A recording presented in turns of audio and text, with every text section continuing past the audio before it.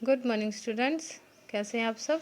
मैं आपकी हिंदी टीचर सपना बोल रही। आज हम क्लास 5th की भाषा सेतु पाठ्य पुस्तक में से जो हमारा पहला पाठ है मेरा देश, उसकी बैक एक्सरसाइज करेंगे। ठीक है बच्चों, मैंने आपको पहली वीडियो में कविता के बारे में बता चुकी हूँ, तो आज हम इसकी बैक एक्सरसाइज शुरू करेंगे। पहला है सही विकल्प चुनें। पहला है सिंधु किसका पैर पखारता है। तो इसमें 4 ऑप्शन दिए हैं, हिमालय का, भारत भूमि का, गंगा का, यमुना का। तो इसका सही उत्तर आएगा भारत भूमि का।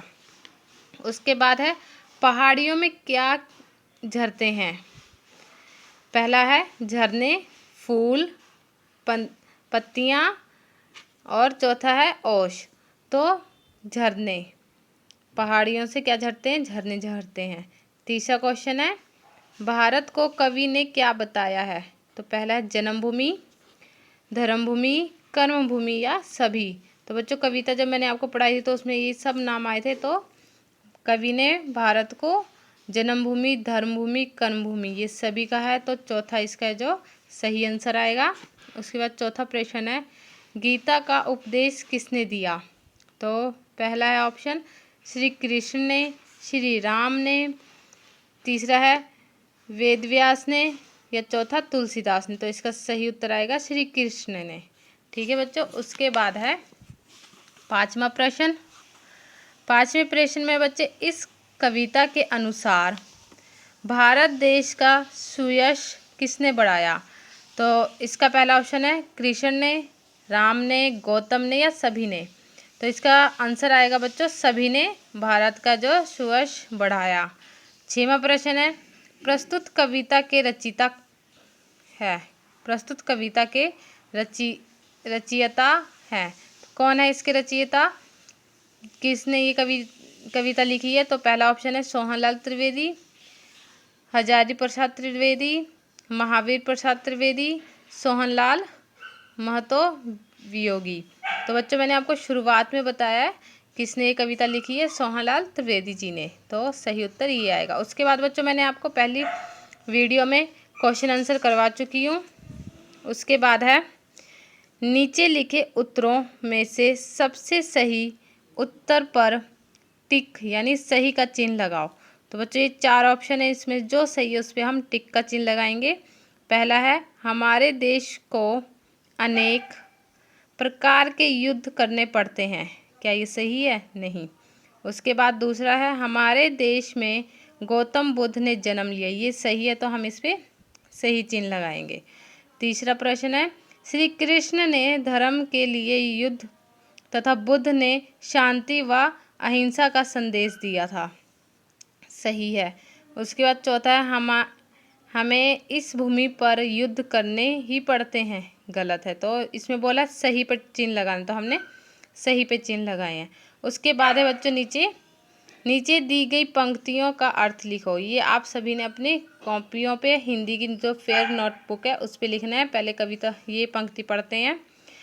झरने अनेक झरते जिसकी पहाड़ियों में चिड़ियाँ चहक रही हैं, हो मस्त झाड़ियों में अमरैयाँ घनी हैं, कोयल पुकारती, बहती मल्य पवन तन मन सवारती। तो इसका हम अर्थ लिखेंगे। ठीक है बच्चों,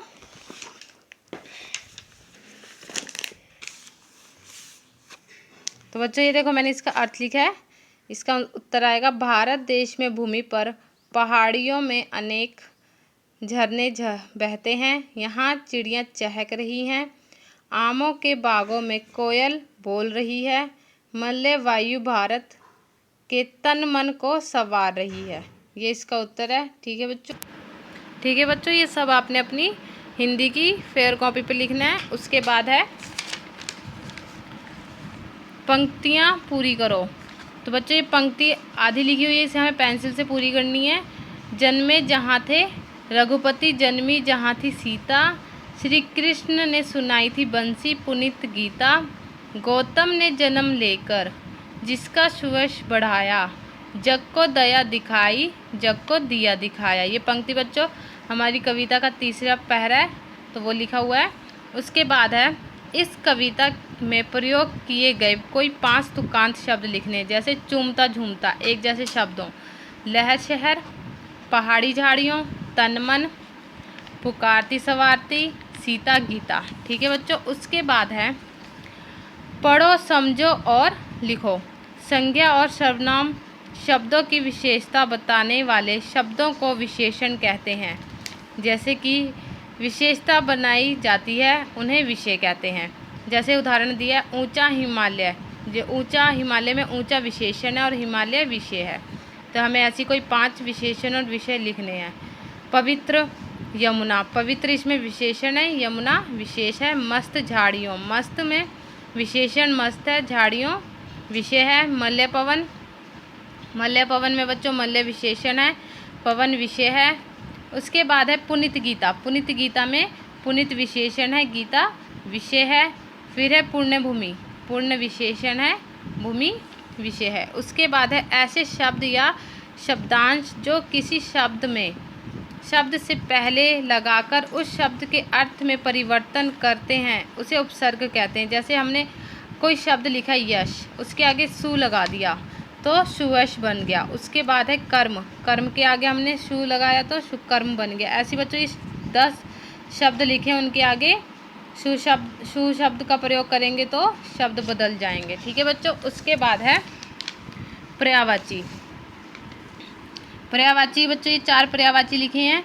जैसे पवन, पवन को बच्चों हम क्या क्या कहते हैं, वायु, हवा, समीर, अनिल।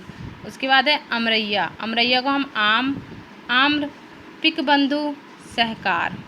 उसके बाद है संसार, दुनिया, जगत, विश्व, जग। हम इन सब नामों से जानते हैं। समुद्र को हम किन नाम से जानते हैं, अबुधि, जलधि, सागर, रत्नाकर। ठीक है बच्चों। ये सब आपने अपनी हिंदी की जो आपकी बुक है उसके पीछे पेंसिल से लिखना है। आप सभी को बच्चों बैक एक्सरसाइज समझ में आई। Thank you, have a nice day.